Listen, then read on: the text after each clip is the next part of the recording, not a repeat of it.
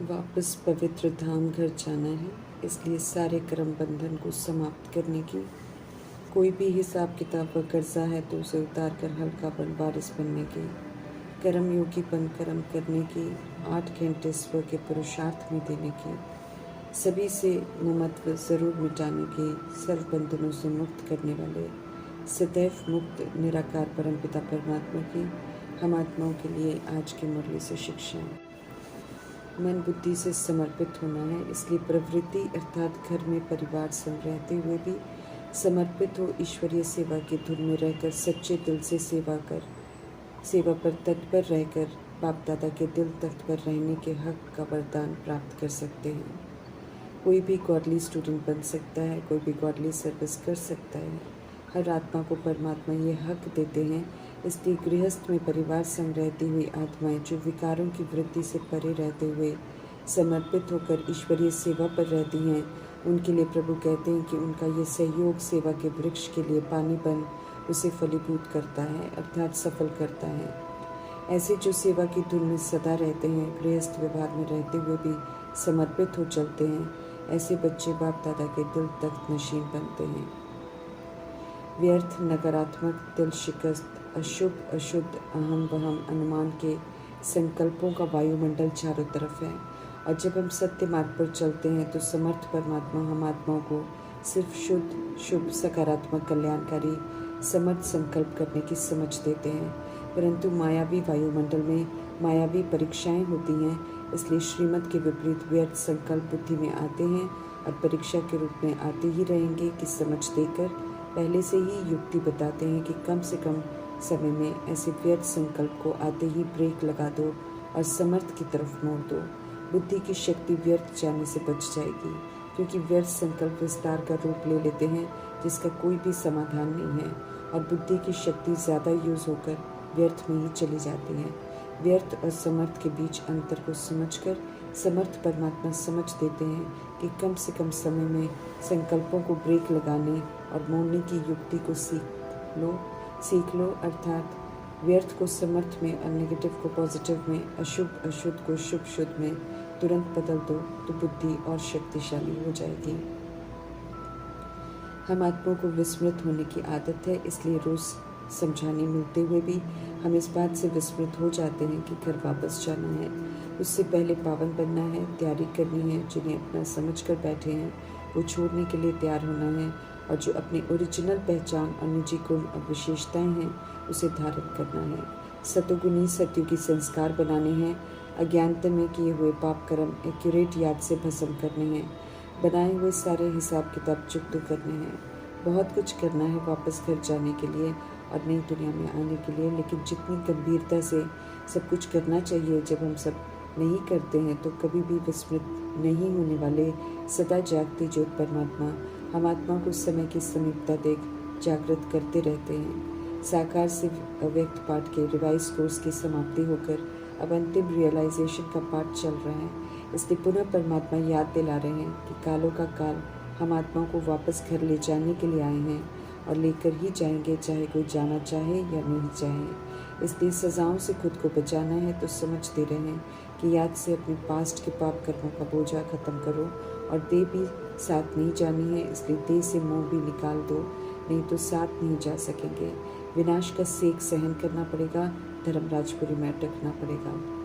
सभी को दुखों से लिबरेट करने के, दुखों की दुनिया से ले चलने की पुकार सुनकर ले चलने के लिए आए हैं परमात्मा दूर देश से। लेकिन विडंबना है कि सब खुश नहीं होते हैं, बल्कि दुखी हो जाते हैं, जाना नहीं चाहते हैं, रोते हैं और तंदुरुस्त रहने के लिए इंतज़ाम करते हैं, डॉक्टर से दवाइयाँ लेते हैं। इस तरह को छोड़कर कोई अपने घर वापस जाना नहीं चाहता है। अभी समझ मिली है कि हम सभी भी दूर देश परम धाम के रहने वाले हैं। आत्माओं ने दुखी होकर कई बार परमात्मा को पुकारा है, मुक्त होने की चाहना रखी है, हालांकि मुक्ति धाम को भी नहीं जानते और न परमात्मा को यथार्थ जानते हैं। भक्ति मार्ग में एक तरफ भगत बुलाते हैं दुखी होकर, और दूसरी तरफ तो कोई शरीर छोड़ता है तो दुखी होते हैं, रोते पीटते हैं। उसी तरह एक तरफ परमात्मा से कहते हैं कि आकर के यहाँ से ले जाओ, और जब परमात्मा चलने को कहते हैं तो रोते और चिल्लाते हैं। शरीर से मोह होने के कारण आत्मा शरीर छोड़ना नहीं चाहती, इसलिए परमात्मा हम आत्मा को पहले से ही समझ देते हैं कि देह से जो ममत्व है उसे मिटाओ, क्योंकि देह विनाशी है, उसे छोड़ना ही पड़ता है। ड्रामा है शरीर रूपी कपड़ा, ड्रामा की ड्रेस है, कई बार बदला है हमने, अभी तो ड्रामा पूरा हुआ, शरीर छोड़कर घर वापस जाना है। पुरानी दुनिया में और ड्रेस नहीं पहननी है। सृष्टि रूपी ड्रामा फिर शुरू होगा तो नई दुनिया में नई निरोगी ड्रेस मिलेगी। अभी हर बात की समझ मिल रही है तो परमात्मा का संग कर नया बनना है, लायक बनना है और खुशी खुशी उनके संग चलना है। पुरानी दुनिया और पुरानी देह और मित्र संबंधियों से भी जो मोह है उसे मिटाना है। समझना है कि ड्रामा के रोल हैं जो अब पूरे होने हैं। सभी आत्माएं शरीर रूपी ड्रेस को यहाँ ही छोड़कर वापस घर जाएंगी। शरीर को चलाने वाली हम अविनाशी आत्माएं हैं जो मरती नहीं। आत्मा को पुनः पावन बनना है और अनादि आदि स्वरूप में लौटना है। जो यहाँ से लिया वो यहाँ ही छोड़ना है। परमात्मा आए हुए हैं, सत्य की समझ मिली है, इसलिए अच्छी रीति अगर अच्छी गति चाहिए तो अंत समय में एक सत्य परमात्मा की याद चाहिए। अभी भी उन्हें याद कर पापों को भस्म करना है और अंत में भी सहज मुक्त होने के लिए उन्हीं की याद चाहिए। सिर्फ वे ही पवित्रता के सागर हैं। समझ देते हैं कि किसी भी देहधारी की संबंधी की बच्चों की याद आ गई तो दुर्गति हो जाएगी। शरीर से अलग कर ले जाएंगे मीठे परमात्मा। उनके संग जाना है, उनके पास जाना है, इसलिए निराकारी, निर्विकारी, निरअहंकारी बनना है। देहधारियों को याद कर ऐसा नहीं बन सकते हैं, इसलिए निराकार परमात्मा को याद करना है। अंत में एक की याद रहे, इसलिए मोह की रस्सियों को समझ से खुद ही खोलना है। देह सहित सबको भूलते जाना है और परमात्मा को याद करना है।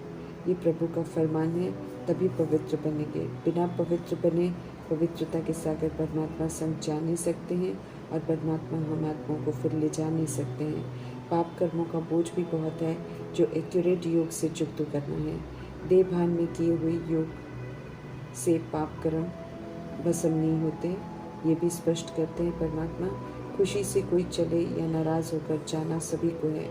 आत्माओं को वापस घर जाना है। हम आत्माओं से ही बात कर रहे हैं परमात्मा। अशरीरी समझेंगे तो निराकार परमात्मा को याद कर सकेंगे, तभी पावन बन सकेंगे और देह सहित देह के सब संबंधों को भूलेंगे, विक्रम भी विनाश होंगे। दिखाई देने वाले शरीर खत्म हो जाएंगे। आत्मा की जब देह खत्म होती है तो उसका देह अभिमान खत्म होता है, तो आत्मा पवित्र बनती है और खाक हुए शरीर फिर नई दुनिया के लिए खाद बन जाते हैं। आत्मा को शुद्ध होने के लिए समय मिला है तो ध्यान रखना है। आत्मा मरती नहीं, लेकिन अगर शुद्ध पवित्र नहीं बनती है तो सजाओं द्वारा बनती है। शुद्ध होने के लिए सत्य परमात्मा कहते हैं कि देही अभिमानी बनने का निरंतर पुरुषार्थ करो। देह होते भी अपने को आत्मा समझ निराकार परमात्मा से योग लगाना है। मुक्ति, जीवन मुक्ति तो सभी को मिलनी है। सत्युग में जाने के लिए क्वालिफाई करना पड़ता है, इसलिए सब वहाँ जा नहीं सकते हैं। सत्य परमात्मा पतित दुनिया में हम आत्माओं के कल्याण अर्थ आए हैं। रोज इतनी हम आत्माओं पर मेहनत करते हैं तो उनका पूरा रिकॉर्ड रखना है।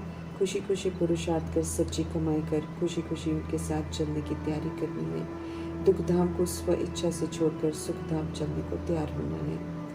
अपार दुखों से छुड़ाकर सुख में ले जाने आए हैं सत्य परमात्मा, तो स्पष्ट करते हैं कि एक को याद करेंगे तो सचखंड की राजाई का बेहद का वर्षा पा सकेंगे, नहीं तो सचखंड की राजाई का पूरा वर्षा नहीं पाएंगे और प्रजा में चले जाएंगे। गुप्त वेश में सत्यों की राजधानी स्थापन कर रहे हैं परमात्मा, तो उनकी श्रीमत पर चलकर उनका मददगार बनना है। श्रीमत पर चलने से अंदर विराजमान असुर स्वतः ही विदाई ले लेते हैं। मातेश्वरी इसी विधि से लक्ष्मी बन जाती हैं। आसुरीपन को यूज नहीं करना ही गुप्त युद्ध है माया से, जो देवकुल की आत्माएं साधारण तन में करती हैं संगम युग में। वंडरफुल तरीके से स्थापना का कर्तव्य करते हैं निराकार परमात्मा और सबको सुखी बनाते हैं। पवित्र बनाने वाले पाप टीचर सदगुरु को याद करना है। याद करते करते पावन बनते जाएंगे और उनके पास चले जाएंगे। पाठ अविनाशी भरा हुआ है आत्मा में। दुनिया का चक्र फिरना ही है, इसलिए मोक्ष किसी को भी नहीं मिलता है। बुद्धि अथक हो, कभी थके ना। बुद्धि का योग परमात्मा से लगा रहे, नहीं तो माया जिन योग लगाने नहीं देगी।